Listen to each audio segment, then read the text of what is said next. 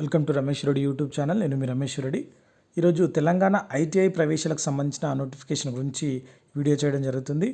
తెలంగాణలో ఉన్న ఐటీఐ కాలేజీలో మనకు వివిధ రకాల ట్రేడ్స్ ఉంటాయి. వాటికి సంబంధించి 10వ తరగతి అర్హతతోని మనకు అవకాశం అని ఉంటుంది. ఈ ఐటీఐకి సంబంధించిన కోర్సులు ఏ విధంగా అప్లికేషన్ చేసుకోవాలి, అది ఫీజు ఏమన్నా ఉంటుందా, లేకపోతే జాయినింగ్ ఎలా కావాలి, వాటికి సంబంధించిన పూర్తి సమాచారం అనేది మనం ఈ వీడియోలో చూద్దాం. వీడియోని పూర్తిగా చూడండి, స్కిప్ చేయకుండా చూడండి. దాంతోపాటుగా ఇంకెవరైనా మన ఛానల్ని సబ్స్క్రైబ్ చేసుకోకపోతే వెంటనే సబ్స్క్రైబ్ చేసుకొని ప్రతిరోజు ఉద్యోగ సంబంధించిన అదేవిధంగా విద్యకు సంబంధించిన పూర్తి సమాచారం అనేది పొందవచ్చు.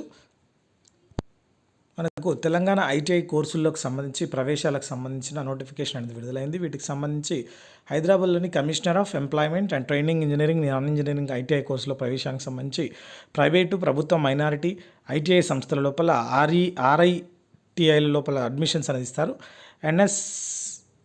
సివిటి విధానం లోపల ఆ కోర్సులు ఆగస్టు లోపల ప్రారంభం అవుతాయి. వీటికి సంబంధించి ట్రేడ్ని అనుసరించి కోర్సు వ్యవధి 7 లేదా 2 ఏళ్ళు అనేది ఉంటుంది.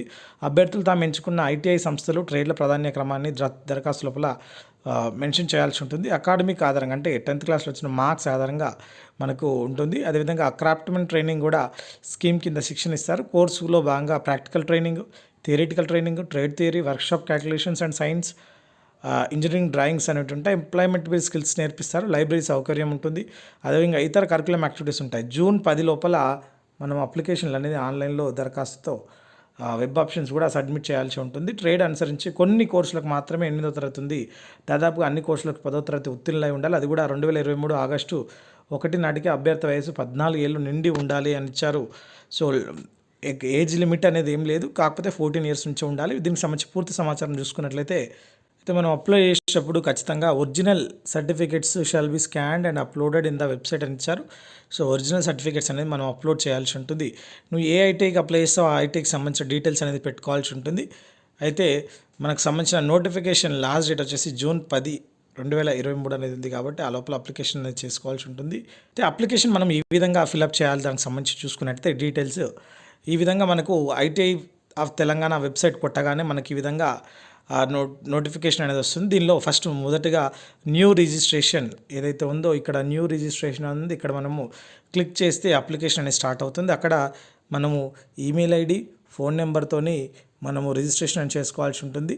ఈ రిజిస్ట్రేషన్తో పాటుగా మనకు scanned size photograph, colour photograph upload చేయాల్సి ఉంటుంది. సిగ్నేచర్ అనేది blue or black ink white బ్యాక్గ్రౌండ్తో సిగ్నేచర్ చేయాల్సి ఉంటుంది. అదేవిధంగా మొదటగా మనం రిజిస్ట్రేషన్ చేసుకున్న తర్వాత మన అకౌంట్ అనేది యాక్టివేట్ చేసుకోవాల్సి ఉంటుంది. Activate your online application with activation code అనేది ఈమెయిల్కి వస్తుంది. ఈమెయిల్ ఐడికి వచ్చిన తర్వాత యాక్టివేషన్ చేసుకోవాల్సి ఉంటుంది. తర్వాత మన పర్సనల్ ఇన్ఫర్మేషన్ అనేది ఫిల్ చేయాల్సి ఉంటుంది. రిజిస్ట్రేషన్ అయిన వాళ్ళకి, యాక్టివేషన్ అయిన వాళ్ళకి.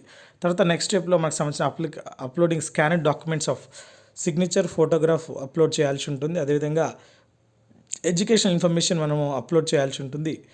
అదేవిధంగా అన్ని డీటెయిల్స్ కరెక్ట్ ఉన్నాయా లేదా చూసుకొని అప్పుడు అప్లికేషన్ ఫీజు అనేది మనము పే చేయాల్సి ఉంటుంది. ఈ విధంగా మనకు ఫామ్ చూపిస్తుంది. న్యూ రిజిస్ట్రేషన్ ఈ విధంగా న్యూ రిజిస్ట్రేషన్ అనేది ఉంటుంది. తర్వాత యాక్టివ్ యువర్ అకౌంట్ అనేది వస్తుంది. ఈ విధంగా మనం సైన్అప్ చేసుకొని మన డీటెయిల్స్ ఈ విధంగా ఎంటర్ చేసి మనము చేసుకోవాల్సి ఉంటుంది. తర్వాత స్టెప్ 2లో వచ్చేసి మనకు ఈ విధంగా మనకు సంబంధించిన డీటెయిల్స్ కన్ఫామా కాదా అని అడుగుతుంది. కన్ఫర్మ్ చేసుకొని మనము ఫీజు పేమెంట్ అనేది చేసుకోవచ్చు. ఒకవేళ కన్ఫర్మ్ కాకపోతే బ్యాక్ వెళ్ళొచ్చు. మళ్ళీ యాక్టివేషన్ అనేది ఈ విధంగా చేసుకోవాల్సి ఉంటుంది. యాక్టివేషన్ కోడ్ ఈమెయిల్కి వస్తుంది కాబట్టి ఆ యాక్టివేషన్ కోడ్ మనము ఇక్కడ సబ్మిట్ చేసి యాక్టివేట్ యువర్ అకౌంట్ దగ్గర సబ్మిట్ చేస్తే మన అకౌంట్ అనేది యాక్టివేట్ అయిపోతుంది. దాని తర్వాత మనం లాగిన్ అయ్యి సైన్ ఇన్ ద్వారా ఇట్లా విధంగా సైన్ ఇన్ అయ్యి మనకు సంబంధించిన అప్లికేషన్ ఫిలప్ చేయాల్సి ఉంటుంది. ఏ కోర్స్కు అప్లోడ్ చేస్తున్నావు దానికి సంబంధించి ప్రొసీడ్ టు అప్లికేషన్. ఈ విధంగా మనకు సంబంధించిన personal details, photo, signature upload, education details, documents upload, option submission, preview and submit ఈ విధంగా చేయాల్సి ఉంటుంది. చేసిన తర్వాత మనకు ఈ విధంగా మొదటగా అప్లికేషన్ పర్సనల్ డీటెయిల్స్ ఈ విధంగా ఉంటాయి. Name, father name, mother name, date of birth, address, అదేవిధంగా ఎడ్యుకేషనల్ డీటెయిల్స్ ఆ విధంగా వస్తాయి. మన ఫోటో, సిగ్నేచర్ అనేది ఈ విధంగా అప్లోడ్ చేయాల్సి ఉంటుంది.